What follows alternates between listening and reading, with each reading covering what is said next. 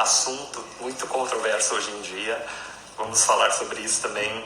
Só quais os exames que existem hoje em dia para fazer diagnóstico, quais os cuidados que a gente tem que ter com contaminação cruzada e assim por diante, tá?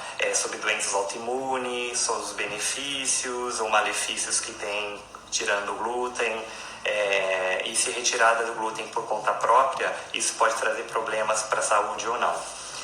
Uma pessoa perguntou aqui, o Pedro ainda não entrou. Pedro, se você entrou e eu não vi, escreve alguma coisa aqui, que aí pra eu te chamar, tá?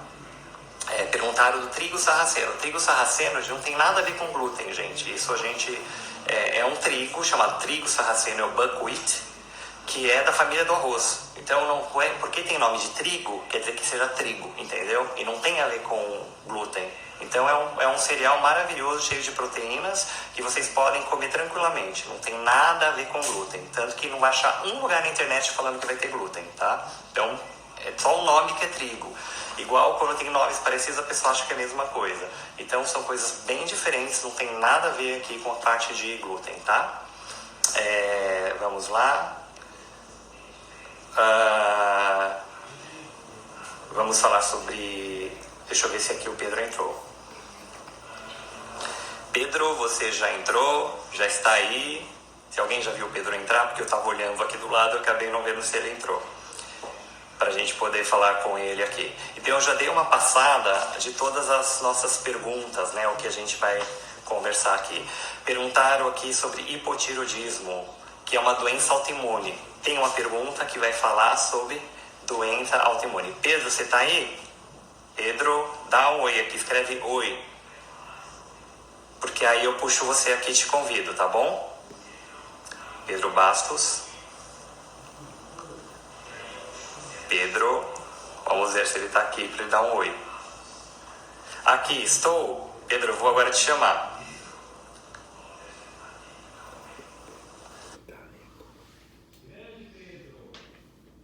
Dando o Pedro agora, ele vai entrar ao vivo. Grande Pedro! Oi, Marcelo, tudo bom? Tudo bem, você? Que honra ter você aqui, viu? Um prazer imenso mesmo. Obrigado, Marcelo. Muito obrigado pela oportunidade e pelo convite. Olha só, gente, esse é o grande Pedro, ele está falando diretamente de Portugal, né? Olha, uma pessoa, celebridade internacional e ilustre. E a gente escolheu falar de um assunto muito controverso, né, Pedro? Muito mesmo, muito. Ainda hoje em dia falam isso. Você sabe que na palestra que eu fiz ontem com o pessoal dos médicos, eu não podia tocar muito no assunto glúten, porque ia dar problema. Eu falei, não, então deixa pro Pedro conversar sobre isso aí, e realmente para tirar essas dúvidas do pessoal, tá? Então, primeiramente, eu gostaria que você se apresentasse de novo, falasse um pouco de você, o que você faz, e aí eu vou fazer algumas perguntas, né, que acho que vai responder as dúvidas de muita gente que está escrevendo. Ok, Marcelo, muito obrigado mais uma vez. Então, eu sou o Pedro, sou português, mas já fui muitas vezes no Brasil, já fui 20 vezes. Então, cada vez que eu estou falando com um brasileiro, já pego um pouco o sotaque, o vosso sotaque. Eu me dedico à formação, à docência, né, em nutrição e também à pesquisa em nutrição. Então, eu tenho formação em nutrição, tenho a graduação em nutrição, tenho mestrado, pós-graduações e estou finalizando o meu doutorado na área de inflamação e metabolismo. De que forma a nutrição se relaciona com isso. E o glúten, tendo em conta os seus efeitos imunológicos, acaba sendo um tema que também me interessa. Certo. E aí já vem as perguntas, né, que as pessoas falam. Quais as diferenças que existem, Pedro, sobre doença celíaca, intolerância a glúten, sensibilidade a glúten, alergia a glúten e assim por diante? Porque as pessoas confundem isso na mesma coisa. O que você pode falar de um modo resumido? Sim, de facto, existe muita confusão, muitos termos dispersos que tornam este assunto mais complicado ainda. mas em 2011 houve uma reunião feita num aeroporto em Londres por vários especialistas, decidiram fazer ali, porque era um local onde todo mundo podia chegar rápido, e eles publicaram isso depois, no ano seguinte. Já houve mais 2 reuniões de vários especialistas, e o consenso, e daí surgiu um consenso. Então, existem as seguintes desordens, vamos dizer assim, desordens e doenças associadas ao glúten. Existe a alergia, chamada alergia ao trigo. Por que a alergia ao trigo? Porque não é só uma alergia às proteínas que constituem o glúten, mas também outras proteínas que podem estar presentes no trigo. E essa é uma alergia tal e qual como você pode ter uma alergia ao pólen, pode ter uma alergia ao camarão, ao amendoim, ao leite, ou seja, uma alergia normal, vamos dizer assim. Só que, neste caso, o detonante é o trigo, nomeadamente proteínas do trigo. Pode ser o glúten, podem ser outras proteínas. Portanto, essa é a alergia ao trigo, está bem estabelecida, bem definida. Quem faz o diagnóstico é o imunoalergologista. Então, aí não tem muito o que falar, vamos dizer assim. Mas depois temos uma doença que também já está bem definida, ou começa a estar cada vez melhor definida, e para a qual existem marcadores bem objetivos, critérios bem objetivos para podermos diagnosticar. Quem faz o diagnóstico é o gastroenterologista, que é a doença celíaca, que é uma doença autoimune em que o nosso sistema imune começa a atacar proteínas dos nossos próprios tecidos.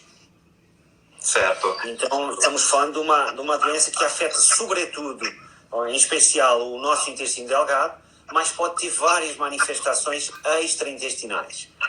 Ela foi descrita há muitos anos atrás por um médico que vivia na Turquia, mas a Turquia pertencia à Grécia, era o Arateus da Capadócia, e ele definiu esta doença como uma doença que afeta os intestinos. E a partir daí surgiu então a palavra celíaca, porque vem de uma palavra grega que significa isso mesmo, que afeta os intestinos. Então, mas essa é uma doença autoimune. Depois temos, e aí não existe também já tanta controvérsia, cada vez existe menos controvérsia sobre essa doença, se sabe muito bem, isso já é algo irrefutável ao dia de hoje, que o glúten é a causa e que uma dieta com exclusão total de glúten é o tratamento para essa doença. Agora existem outras 3 desordens, vamos dizer assim, e patologias, em que 2 delas geram controvérsia, a outra já menos. Uma é a dermatite herpetiforme. Estamos falando de uma dermatite, mas que tem uma origem autoimune, se caracteriza pelos típicos sintomas e sinais na pele, né? Por exemplo, pequenas bolhas na pele, lesões urticárias, pode evoluir inclusivamente para várias erupções que se assemelham ao herpes, e é daí que vem o nome herpetiforme, mas não tem nada a ver com o herpes, não é infeccioso, é também uma doença autoimune que o nosso sistema imune começa a atacar determinadas estruturas, neste caso na nossa pele. Ela está muito associada à doença celíaca, então a maioria dos pacientes que têm esta doença têm também doença celíaca. A questão é que nem todos os que têm esta doença, apesar da maioria ter, como o nome indica, a maioria, não todos têm a doença celíaca. Então, quando o médico faz uma biópsia, por exemplo, ao intestino delgado, que é a forma que o médico tem de saber se uma pessoa é celíaca ou não, o médico pode não encontrar danos na mucosa, e a partir daí a pessoa não tem um diagnóstico fechado de doença celíaca, então também não tem um tratamento adequado para esta doença, que é uma dieta sem glúten. E isso já se sabe muito bem. Apesar de ser uma doença relativamente rara, é uma doença que muitas vezes não é devidamente diagnosticada. O diagnóstico se faz através de uma biópsia da pele, mas também existe esta questão da doença celíaca estar presente. Então, naqueles que não têm doença celíaca presente, ou seja, que não têm danos no intestino, que são visíveis na biópsia, ainda assim, eles podem já ter algumas alterações que podem ser tenues, vamos dizer assim, suaves, moderadas, no intestino delgado, em que um médico experiente, que tenha muita experiência em doença celíaca, vai valorizar. E esta é uma doença, como eu disse, o tratamento é dieta sem glúten. Certo. Diga, Marcelo, desculpa. A pergunta é para as pessoas saberem que às vezes muita gente tem o diagnóstico não só por causa do médico, mas talvez alguns sintomas que as pessoas passem no dia a dia, Pedro, que possa alertar que elas têm que ir atrás de saber. Pode ser uma doença celíaca, né? Ou algum tipo de doença. Que são esses sintomas? As pessoas acham às vezes que é só diarreia ou constipação, alguma coisa assim. O que você poderia falar sobre isso? Você tem os sintomas clássicos nas crianças, esses são mais fáceis de identificar, vamos dizer assim. Estamos falando de crianças que têm estatura baixa, têm perda de peso, não têm vontade de comer, não têm vontade de fazer besteiras, vamos dizer assim. Eu sempre acho que uma criança que é demasiado quieta tem algum problema. Então, normalmente, a criança gosta de brincar, explorar o mundo. E pode ter edema nos membros inferiores, pela própria perda que ela tem, pela subnutrição causada pela doença celíaca, isso pode causar edema. Tem, muitas vezes, a barriga proeminente, tem a ausência de glúteos, então a bundinha dela não tem praticamente. Isso, exatamente. Tem unhas em forma de colher, pode ter hematomas também. Esses são os sintomas clássicos, e depois tem os sintomas clássicos gastrointestinais, como não só o inchaço abdominal, mas a diarreia, que é crônica ou recorrente. Às vezes também pode ter constipação em vez de diarreia, ou pode alternar entre uma e outra. Tem também dor abdominal, pode ter vômitos, pode ter flatulência, fezes soltas em vez da diarreia, ter gordura, por exemplo, nas fezes, ter atorreia. E pode ainda ter também úlceras na boca e, além de tudo isso, pode ter várias manifestações sistémicas. E aí já entramos, então, no campo da doença celíaca, não só na criança, mas também no adulto. Ou seja, o adulto pode ter os sintomas gastrointestinais que eu referi, mas pode ter também outros problemas que podem levar a que o médico tente fazer o diagnóstico. Por exemplo, nós temos a perda de massa óssea, a osteopenia. Uma das causas é a doença celíaca. Existem muitas, obviamente, mas a doença celíaca é uma...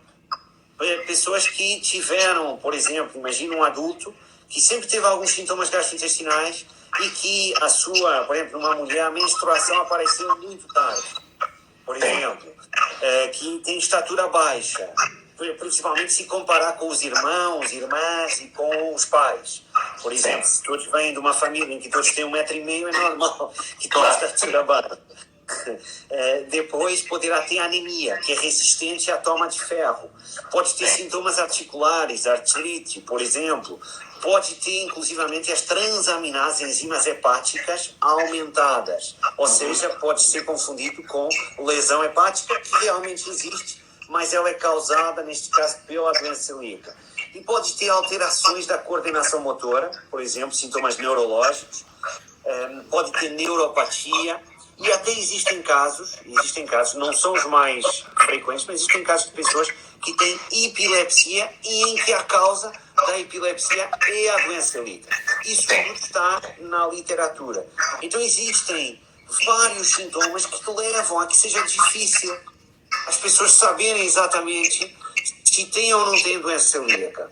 Então, se a pessoa suspeita que tem doença celíaca, o que ela tem que fazer é ir ao médico. Porque o gastroenterologista tem que fechar o diagnóstico. É fundamental. E por que eu digo que é fundamental? Pelo seguinte, Marcelo, porque quando você tem doença celíaca, a dieta tem que ser com exclusão total de glúten. Quando digo total, é total. Não pode haver contaminação sequer.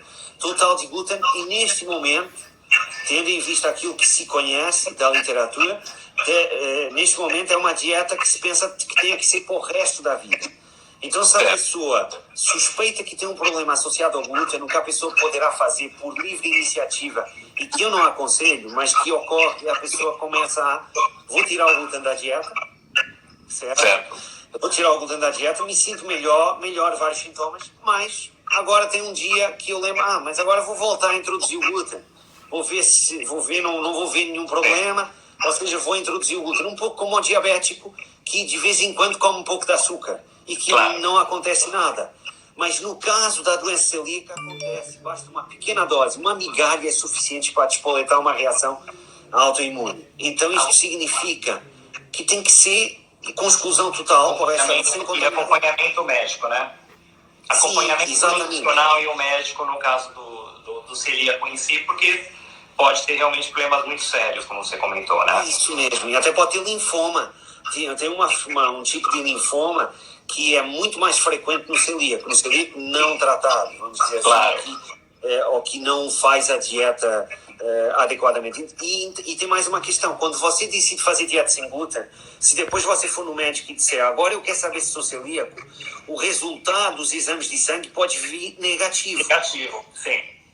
Então você tem que, antes de tirar o glúten, veja que você depois vai no médico fazer pelo menos exames de sangue para ver se os anticorpos, que são anti-transglutaminase e anti-indominase, exatamente, muito bem, estão positivos ou não. Se depois você quiser fazer uma dieta sem glúten, podemos conversar sobre isso, conversaremos ao longo da nossa sessão de hoje. Mas antes disso, você tente fechar o diagnóstico, porque é totalmente diferente você ter doença celíaca e você ter outros problemas associados ao glúten, em que talvez, eu digo talvez porque não estão tão bem estudados, você possa voltar a introduzir o glúten ou possa comer de vez em quando. Então daí eu chamar a atenção para a necessidade de fazer o diagnóstico. Mas tem mais uma desordem associada ao glúten que está na literatura e que eu queria também comentar muito rapidamente, que é a ataxia. São alterações neurológicas, alterações na perda de controle muscular, em movimentos como, por exemplo, caminhar, a pessoa começa a cambalear, a tropeçar, tem dificuldade em escrever, o simples ato de comer pode ser difícil, o simples ato de pegar num objeto pode ter alterações da fala, ou pode ter sintomas oculares. Estamos falando de uma doença neurológica, em que existem casos de pessoas que têm esta doença, em que a causa parece ser o glúten, em que tem anticorpos contra uma das proteínas que constitui o glúten, chamada gliadina, positivos. Então, aquilo que se pensa, apesar disto não ser consensual, é que existe, além de a alergia ao trigo, doença celíaca, dermatite herpetiforme, existe também a ataxia induzida pelo glúten. E por último, aquilo que nós já falaremos, existe ainda a sensibilidade ao glúten também. Não celíaco. Uma pergunta, você falou da retirada completa. Agora, tem muitos grãos aparecendo aí, né, que não era muito comum, pelo menos no Brasil, como espelta, camute, emer. Esses grãos, eles também devem entrar na exclusão de uma dieta para um celíaco?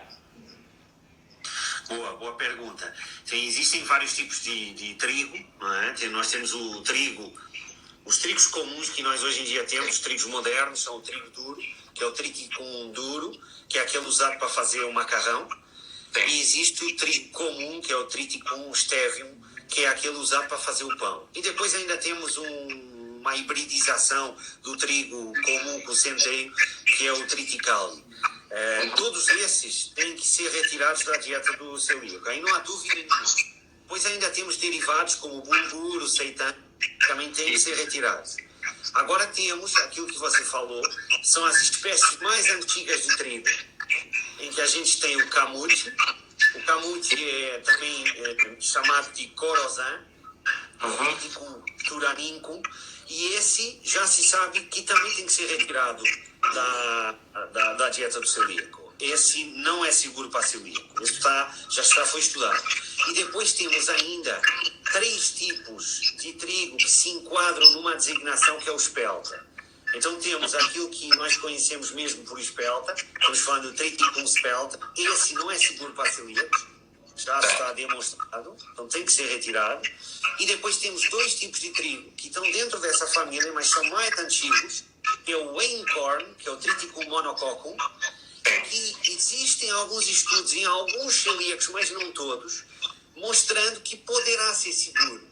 E isso também me revela o seguinte, revela que pessoas com a mesma doença não são iguais, como é óbvio, ou seja, não devemos olhar para a doença celíaca, para o rótulo, mas para a pessoa que tem aquela doença, porque existe também individualidade mesmo dentro da mesma doença. E ainda temos um outro, que é o Emmer, também chamado por farro, que se ingeria muito no Império Romano, que é o Triticum dicoccum, e esse também tem alguma evidência que em alguns celíacos parece ser seguro. Agora, eu digo assim, parece, e tendo em conta todas as consequências da doença celíaca, a minha opinião, é opinião neste caso, é esta: eu retiraria todos os derivados do trigo, todos os tipos de trigo, mesmo os ancestrais, e também teria que retirar aqueles que também já estão demonstrados que não são seguros para a doença celíaca, que são o centeio e a cevada.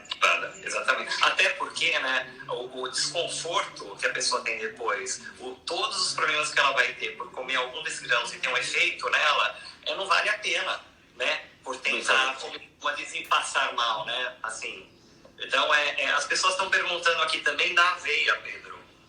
Ok, esse é um tema que eu sei que é bastante polêmico. Então, o glúten, e eu volto só atrás só para enquadrar tudo. O glúten é um conjunto de proteínas, na realidade são dois grupos de proteínas. Um grupo se chamam gliadinas, no caso de estamos falando do trigo, se estivéssemos falando do centeio e da cevada seriam ordeínas e secalinas, não importa o nome, e as gluteninas.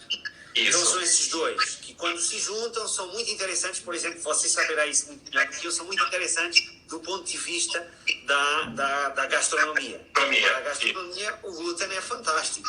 Então, para quem se dedica, o glúten é fantástico. As várias propriedades viscoelásticas que tem, rete gases, etc., é ótimo. Mas sabemos que desses grupos de proteínas, as gliadinas, no caso do trigo, que se chamam prolaminas, essas gliadinas, elas parecem ser as principais proteínas que são responsáveis pela reação autoimune na doença celíaca. Só que existem prolaminas em outros cereais. E existe um que é a aveia, que contém uma prolamina chamada avenina. Avenina, sim. E sabemos que em alguns celíacos, mas parecem ser a minoria, a avenina causa reação. Então, quando você pega vários estudos e faz uma meta-análise, faz uma revisão sistemática, pega em vários estudos, você chega à conclusão, como chegou o ano passado que a aveia é segura para celíacos. Só que é segura para a grande maioria, mas sempre tem aquele percentual muito baixo que pode escapar numa meta-análise assim, ou não ser valorizado, e pode reagir à avenina. Então, para a maioria, a aveia que não tenha sido processada numa fábrica que também processa trigo, centeio ou cevada, ou seja, que não tem contaminação, ela parece ser segura para a maioria. Mas a aveia, que para algumas pessoas, mesmo a que não está contaminada, pode causar uma reação. Então aí a minha opinião, e aí é mais uma vez opinião, porque não tudo que nós falamos, infelizmente, está completamente estudado. Então, a minha opinião, e a opinião também de algumas pessoas que eu conheço que se dedicam à doença celíaca, durante os primeiros 6 meses a 1 ano de doença celíaca, de diagnóstico, você fazer exclusão total de os cereais que eu referi, esses têm que ser sempre, mas além disso da aveia também. E depois, ao final de 6 meses a 1 ano, você introduzir pequenas doses de aveia, não mais do que 25 gramas, e ir monitorizando os sintomas e monitorizando, neste caso o médico, o que é que ocorre na biópsia. Aproveitando a sua pergunta que falou da aveia, alguma coisa talvez que possa falar sobre o milho, a proteína do milho, a zeína também, ou isso é algo que realmente não tem muita informação? Existem alguns estudos, você falou muito bem, você está super bem informado, Marcelo, é isso mesmo, zeína, é uma prolamina também que existe no milho, e a zeína em alguns celíacos, mais uma vez não é na maioria, mas em alguns celíacos a zeína, ela parece causar uma reação semelhante à gliadina do trigo. Então, aqui mais uma vez eu vou sempre, estou dando uma opinião, então vale, é a minha opinião. Mas, como opinião, o que eu diria, mais uma vez, seria, pelo menos nos primeiros 6 meses, eu retiraria também o milho. E além do milho, já que você pegou nesse, eu vou puxar o gancho, e existem outros alimentos que também podem causar reação no celíaco. Sabemos que a soja, em alguns celíacos, pode causar, então eu diria que, mais uma vez, nos primeiros 6 meses, a minha opinião seria de retirar a soja. E, além disso, sabemos que, mas aí é uma minoria, e numa minoria de pacientes existem alguns tipos de quinoa, porque as quinoas não são todas iguais, alguns tipos de quinoa que também parece causar uma reação, porque a quinoa também tem prolaminas, parece causar reação em alguns celíacos. Então, eu acho que nos primeiros 6 meses de celíaca, eu faria uma dieta em que eu retirar dos cereais, manteria o arroz, e manteria o trigo sarraceno e o teff, por exemplo, que se usa muito em África. O milho e o que vocês chamam o millet, como é que vocês chamam? Isso, país, exatamente. Esse parece ser seguro, sim. Agora, o milho, a aveia e a quinoa e a soja eu retiraria nesses primeiros 6 meses. Agora, tem também outras proteínas existentes no leite, nas caseínas beta, que parecem, em alguns celíacos, e aí já não parece serem tão poucos quanto isso, mas parece ser que o sistema imune dos celíacos confunde algumas porções da proteína para que todo mundo aqui esteja todo enquadrado, né? Temos várias pessoas aqui. Então a proteína é como se fosse um colar muito grande de pérolas, né? E se nós pegarmos só pequenas porções desse colar, chamamos um peptídeo. E existem peptídeos das caseínas, que são proteínas existentes no leite, de vaca e de cabra e de búfala e de ovelha, por exemplo, e que esses peptídeos, essas porções do colar de pérolas, se parecem a porções do colar de pérolas que existe no trigo, ou seja, do glúten, das gliadinas. Então, parece ser que em alguns celíacos as proteínas do leite também poderão causar reação. E além disso, ainda tem mais uma questão, é que quando você tem doença celíaca, se você tiver mesmo se tiver mesmo a mucosa intestinal muito afetada, o que acontece é que, como aquilo que está sendo atacado pelo sistema imune no nosso intestino é a região onde nós temos células responsáveis não só pela absorção de nutrientes, que se chamam enterócitos, mas também responsáveis pela produção de enzimas digestivas, neste caso, uma enzima importante que é a lactase, que parte a lactose, o açúcar presente no leite, nos seus 2 açúcares constituintes, que é a glucose e a galactose, que depois vão ser absorvidos, e você então aí pode fazer uso desses açúcares, mas antes você precisa no intestino delgado, em especial no jejum, você precisa partir essa lactose nos seus 2 açúcares constituintes. Então, nesse caso, no celíaco, não é que ele não produza lactase, a enzima, mas na fase ativa da doença, as células que a produzem, elas foram atacadas, foram destruídas. Então, no momento inicial, a pessoa terá intolerância à lactose. E nesse momento inicial seria mesmo o mais indicado, o mais recomendado, você retirar a lactose desses pacientes. Pode ser que depois de recuperarem a mucosa, possam voltar a ingerir lactose sem ter sintomas. Mas no momento inicial, deveríamos retirar. Eu já vou puxar a sardinha pro meu lado, retira o leite de vez, tá? Vai fazer bem para você, Felipe. Pedro, tem umas outras perguntas que eu gostaria de fazer e algumas pessoas perguntaram, então você acabou de responder sobre a questão da lactose, que ótimo, né? A Débora Duro, que é uma médica que fez a primeira live lá de Harvard, que você conheceu, ela está perguntando sobre o complexo B. Como fica o complexo B no caso celíaco? Tem que repor ou usar alimentos fortificados? Numa fase inicial tem que repor, depois de recuperar, tem que repor pelo menos o folato. Esse é aquele que há boa evidência que ele está baixo em muitos celíacos. A B12 em alguns celíacos sim, mas não em todos. Ou seja, mais uma vez existe individualidade, depende das várias áreas que estão afetadas. Mas na B12, a B12 não é tão comum como é o folato. Até porque a absorção da B12 é bem diferente. Mas não vamos entrar aí. Mas o folato sim tem que repor numa fase inicial. Depois de recuperar a função, recuperar a mucosa intestinal, aí sim, e isso é o médico, a Débora é uma médica totalmente capacitada para fazer isso, é ela que está capacitada para fazer isso, que ela verá se então a pessoa tem ou não tem recuperação da mucosa, e a partir daí, se já tiver recuperação da mucosa, o que vai acontecer é que não precisa estar repondo, você tem que dar os alimentos que contêm esses nutrientes. Também aqui estão perguntando da vitamina D. Vitamina D é outro nutriente que pode estar e costuma estar baixo na doença celíaca. Existem vários nutrientes que estão baixos na doença celíaca. O zinco também pode estar. Mas vitamina D, folato e ferro são aqueles em que parece estar baixo em vários celíacos. Aliás, a anemia ferropênica é uma das condições que leva a que o médico procure, quando ela não responde, que procure ver se a pessoa tem ou não tem doença celíaca. Pedro, é o seguinte, agora vamos entrar em algo controverso, né? Porque as pessoas falam da questão do... Não é celíaca, não saiu o diagnóstico, não saiu nenhum tipo de dermatite tiforme, nem nada disso, mas ela realmente passa mal, ela tem praticamente todos os sintomas, só não tem a inflamação, que é chamado da sensibilidade, né? A celíaca não glúten.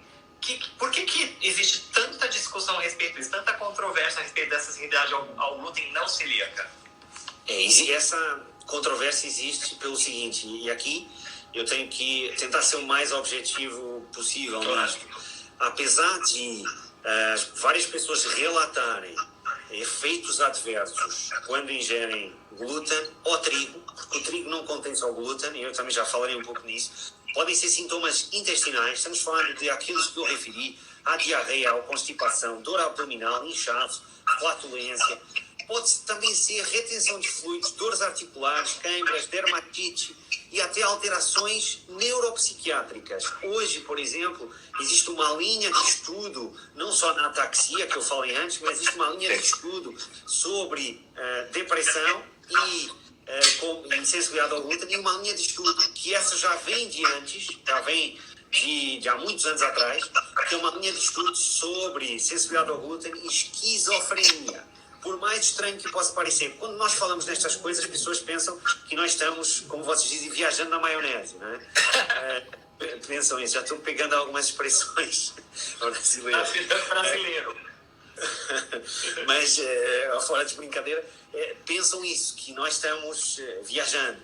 Mas a verdade é que quando você vai na literatura científica, por mais estranho que isto pareça, você começa a ver alguma evidência que, de facto, isso pode estar, ou seja, uma coisa pode estar relacionada com a outra. Existe também a fadiga crônica, que é outro dos sintomas, que inclusive em ensaios clínicos randomizados, duplo cego, controlados por placebo, aparece também como um dos sintomas. Agora, qual é que é a controvérsia aqui? A controvérsia começa pelo facto de não existirem ainda biomarcadores, ou seja, no caso da doença celíaca você faz exames de sangue, você faz uma biópsia, você tem os exames de genética também. Tudo isso permite, além dos sintomas, que o médico possa fechar um diagnóstico. No caso de sensibilidade ao glúten, você não tem biomarcadores, não tem exames de sangue que você possa fazer para você dizer, olha, essa pessoa é sensível ao glúten ou não. Se pensou que você podia medir os anticorpos IgG, antigliadina, e que isso era suficiente. O problema é que esses anticorpos IgG, antigliadina, eles também dão vários falsos positivos. Então, eles estão presentes em aproximadamente 50% de pessoas que dizem que parecem ter sensibilidade ao glúten, mas eles não estão presentes em todo o mundo que tem sensibilidade ao glúten. Então, isso significa que eles não são o indicado, infelizmente. No caso da ataxia, que é uma outra desordem que parece estar associada ao glúten, aí sim já parece que os anticorpos IgG antigliadina, existe alguma evidência que poderão ser um biomarcador utilizado. Mas para a sensibilidade ao glúten, fora de tudo aquilo que nós falamos, alergia, doença celíaca, ataxia, dermatite diabética, não temos biomarcadores. Então esse é um problema. E isso significa que tudo vai depender da clínica, ou seja, vai depender do médico. O médico é que vai fechar o diagnóstico. Então, para o médico fechar o diagnóstico não é fácil. O médico tem que excluir a alergia, tem que excluir a doença celíaca e tem que depois ver se a pessoa está ingerindo glúten ou não. E tem que, no caso da pessoa não estar ingerindo glúten, aquilo que se recomenda é que a pessoa tenha que introduzir glúten para depois se poder fazer então,